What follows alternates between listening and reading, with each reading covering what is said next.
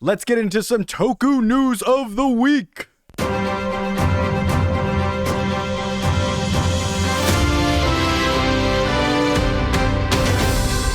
It's been a big week for Toku News, and it's only Tuesday. We still got tons to go, but the first thing I wanted to start out, the announcement of the release date for the O's 10-year anniversary movie. It is official that 10th Resurrection Core Metal will be screened for a limited time at Shinjuku World 9 and others from Saturday, March 12th, and the poster is here. We also have a new trailer. Let's take a look at the poster first. I love this. It is fantastic. But like I said, we didn't just get a poster. We got a trailer for it as well. But this is the first time we've seen this form. This is sick. Date just hasn't aged a day. Look at this man.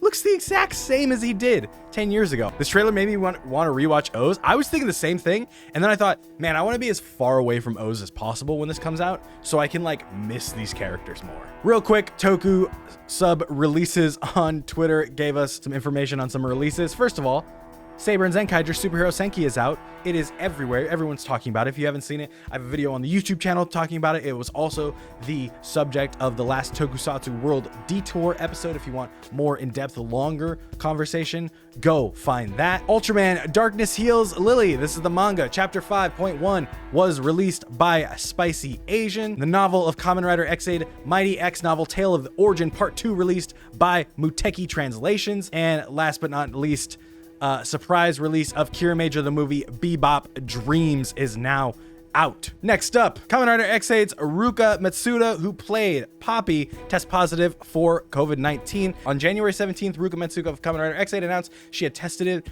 positive for COVID-19.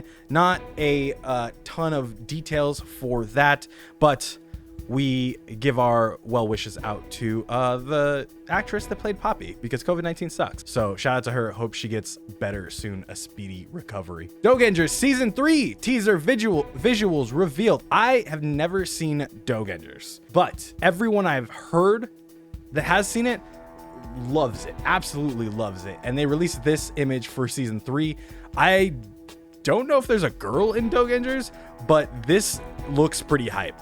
Like if this was released for any other Toku, I would still be stoked about it. And April 2022, we get Season 3 of Dogengers, which I feel like is really fast. So I'm super hyped for everyone that enjoys that show. I'm gonna have to catch it sometime. Some news that popped off yesterday, and you may have seen this all over your Twitter. We're just gonna cover it a little bit and just the basics of what happened with it. At 11 a.m. they tweeted out, we have exciting news later today at 5 p.m. PST. Everyone got excited about a lot of people, SFH writers coming to American Bandai, which is what I was guessing, like some kind of toy as well. Or this is the other thing I was guessing is the double dubs, because we do have the double anime coming soon. Ultimately, it turned out to be the first premium Bandai SH Figuart, which was a collab between Mastermind Japan and Kamen Rider for the 50th anniversary. This recolored black Ichigo figure with some apparel to it. I thought it was pretty dope. It looks like a cool figure. They released this video with it to kind of show off the collab. It was basically the hype video, like I said, to announce this collab of the streetwear and this black version of Ichigo, Kamen Rider 1. But it's a cool announcement, and anyone that got the figure, I will preface it with this, anyone that got the figure who bought the figure because it ended up being like $100, I hope it's great, because like I would have grabbed it if I had $100 to drop.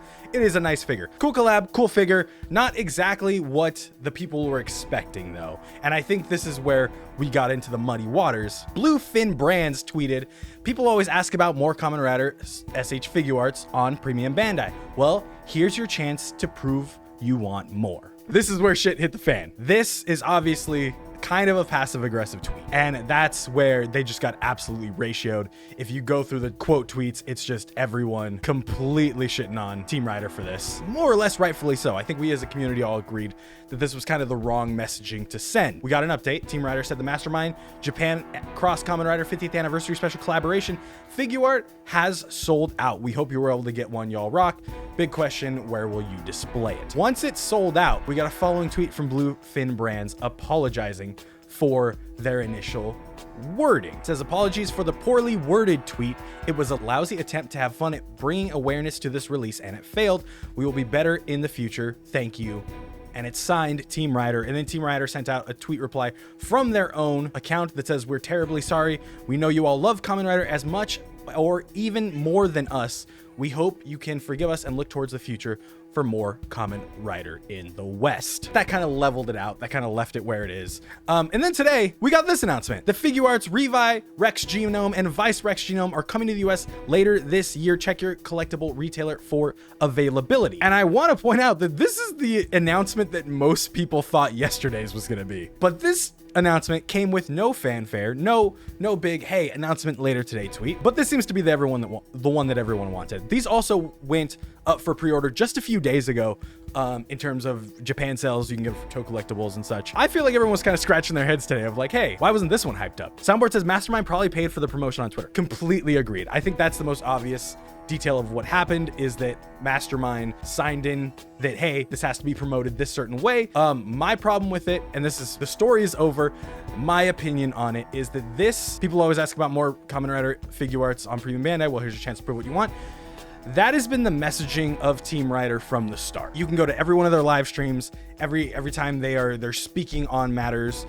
It is always this messaging, almost word for word. People want more of this. Now we can prove to Toei that we want more of this if you buy this. And people have been buying stuff.